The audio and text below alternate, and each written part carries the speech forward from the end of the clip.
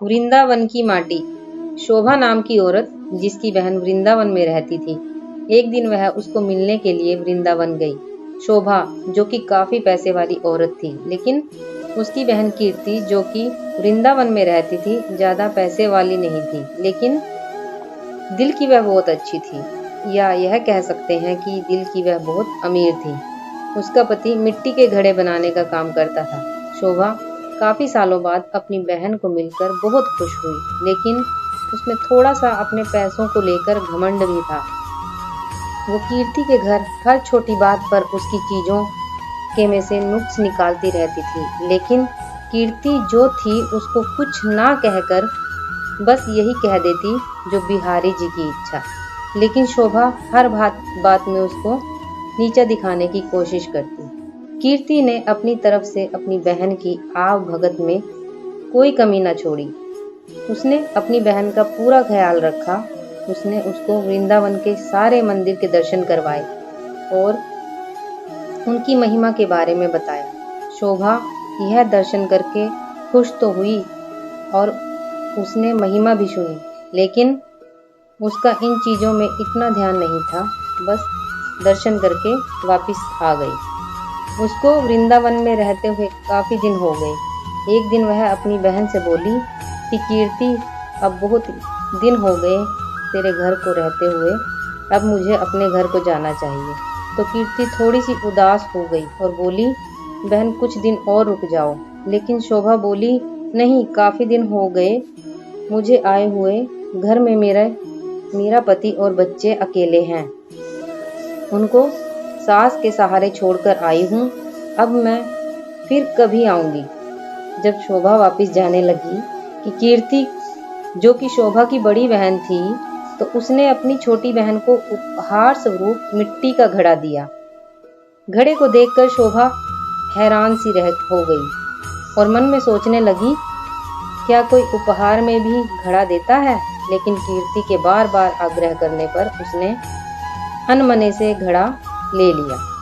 जब शोभा जाने लगी तो कीर्ति की आंखों में आंसू थे, लेकिन शोभा उससे नजरें चुराती हुई जल्दी जल्दी वहां से चली गई।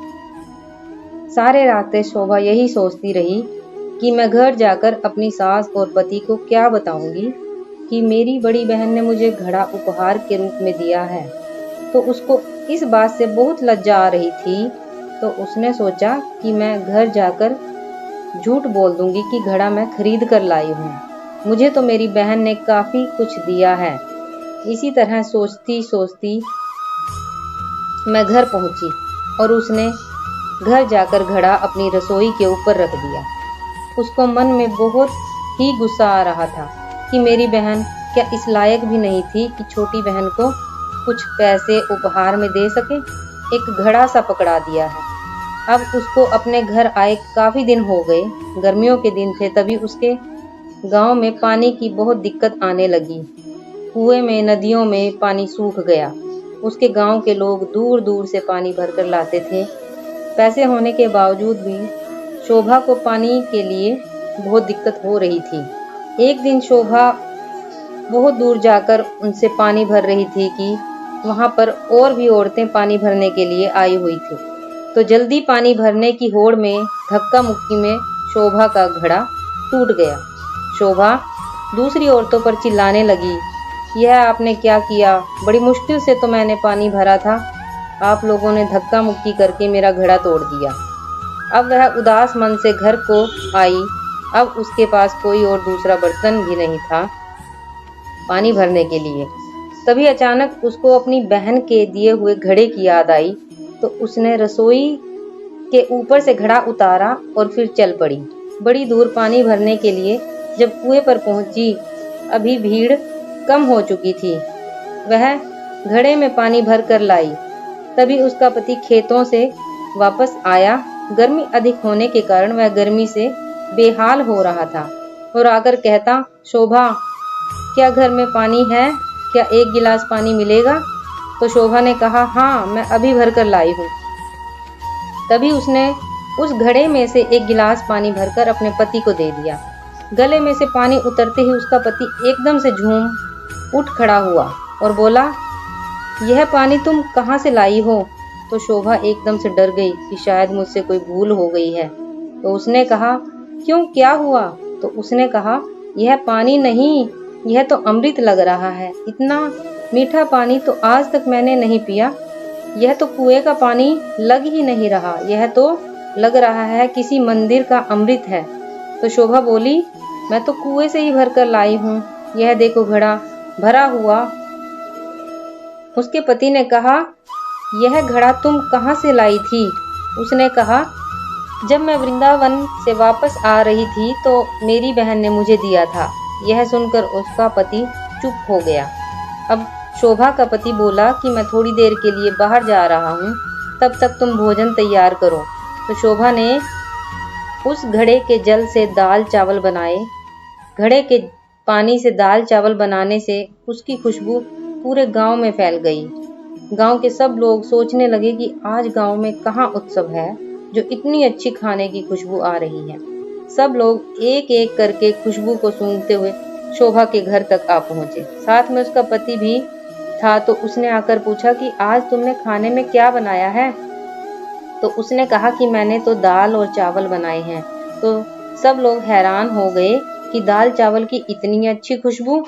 सब लोग शोभा का मुंह देखने लगे कि आज तो हम भी तेरे घर से दाल चावल खाकर जाएंगे। उसने किसी को मना नहीं किया और थोड़ी थोड़ी दाल चावल सबको दिए। दाल चावल खाकर सब लोग उसको कहने लगे, यह दाल चावल नहीं, ऐसे लग रहा है कि हम लोग अमृत चख रहे हैं। तो शोभा के पति ने कहा कि तुमने आज दाल चावल कैसे बनाए? उसने कहा कि मैंने तो यह घड़े के जल से ही दाल चावल बनाए हैं। शोभा का पति बोला, तेरी बहन ने तो बहुत अच्छा उपहार दिया है। अगले दिन जब शोभा घड़ा भरने के लिए जाने लगी तो उसने देखा घड़ा तो पहले से ही भरा हुआ है। उसका जल वैसे का वैसा है जितना वो कल लाई थी। उसमें से खाना भी बनाया, जल भी पिया, लेकिन घड़ा फिर भी भरा का भरा था। शोभा एकदम हैरान हो गई, यह कैसे हो गया? तभी अचानक से उसी दिन उसकी बहन कीर्ति उसको मिलने के लिए उसके घर आई। तो शोभा अपनी बहन को देखकर बहुत खुश हुई, उसको गले मिली और उसको पानी पिलाया। तो उसने अपनी बहन को कहा कि दीदी, यह जो तूने मुझे घड़ा दिया था यह तो बहुत ही चमत्कारी घड़ा है। मैंने तो तुच्छ समझकर रसोई के ऊपर रख दिया था, लेकिन कल से जब से मैं इसमें जल भरा हुआ है तब से जल से भरा हुआ ही है।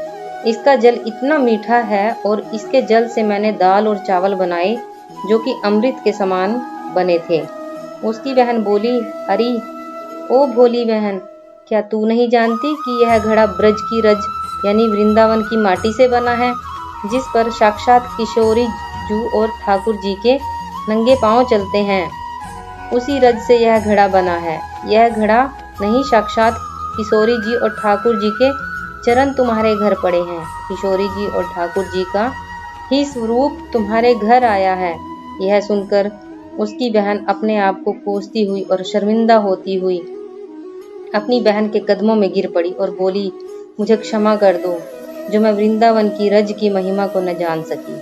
जिसकी माटी में इतनी शक्ति है तो उस बांके बिहारी और लाडली जू में कितनी शक्ति होगी। मैं अज्ञानी मूर्ख न जान सकी। मुझे ब्रज की रज की महिमा और उसकी महत्वता का नहीं पता था। मुझे क्षमा कर दो। तो उसकी बहन उसको उठाकर गले लगाती हुई बोली कि बहन, किशोरी जी और ठाकुर जी बहुत ही करुणा अवतार हैं।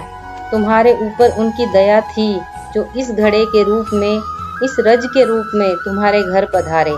शोभा बोली, बहन, तुम्हारे ही कारण मैं धन्य हो उठी हूँ, तुम्हारा लाख लाख धन्यवाद। यह कहकर दोनों बहनें आंखों में आंसू भरकर एक दूसरे के गले लगकर रोने लगी। जय श्री कृष्ण।